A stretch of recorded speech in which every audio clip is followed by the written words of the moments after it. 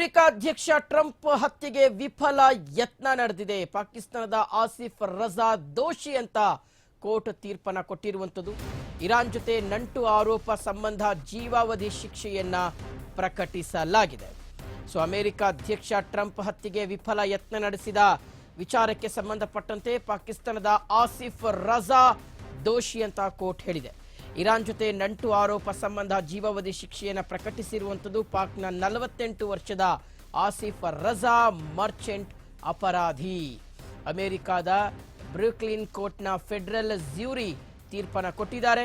Iran commander Qasim Soleimani ಸಾವಿಗೆ ಪ್ರತೀಕಾರಕ್ಕೆ ಇವರು Donald Trump ಅವರನ್ನು ಹತ್ಯೆ ಮಾಡಲಿಕ್ಕೆ ಪ್ರಯತ್ನ ಪಟ್ಟಿದ್ದ ಅನ್ನೋದು ಗೊತ್ತಾಗ್ತಾ ಇದೆ. ಡೊನಾಲ್ಡ್ ಟ್ರಂಪ್ ಸೇರಿದಂತೆ ಅಮೆರಿಕದ ರಾಜಕಾರಣಿಗಳ ಹತ್ಯೆಗೆ ಈತ ಸಂಚನ ರೂಪಿಸಿದ್ದ.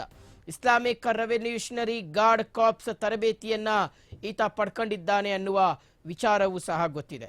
ಸೊ ಹೀಗಾಗಿ ಡೊನಾಲ್ಡ್ ಟ್ರಂಪ್ ಅವರ ಹತ್ಯೆಗೆ ಪ್ರಯತ್ನ ಪಟ್ಟಂತಹ ಅಮೆರಿಕದ ಪ್ರಜೆ ಪಾಕಿಸ್ತಾನದ ಆಸಿಫ್ ರಜಾ ದೋಷಿ ಅಂತ ನ್ಯಾಯಾಲಯ ಹೇಳಿರುವಂಥದ್ದು. ಅಷ್ಟೇ ಅಲ್ಲ, ಜೀವಾವಧಿ ಶಿಕ್ಷೆಯನ್ನು ಸಹ ಪ್ರಕಟ ಮಾಡಿದೆ.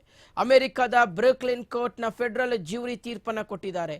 ಇರಾನ್ ಕಮಾಂಡರ್ ಖಾಸಿಂ ಸುಲೈಮಾನಿ ಸಾವಿಗೆ ಪ್ರತೀಕಾರವನ್ನು ತೆಗೆದುಕೊಳ್ಳುವ ಸಲುವಾಗಿಯೇ ಡೊನಾಲ್ಡ್ ಟ್ರಂಪ್ ಅವರನ್ನು ಹತ್ಯೆ ಮಾಡಲಿಕ್ಕೆ ಈತ ಮುಂದಾಗಿದ್ದ ಅನ್ನೋದು ತನಿಖೆಯಿಂದ ಗೊತ್ತಾಗಿದೆ.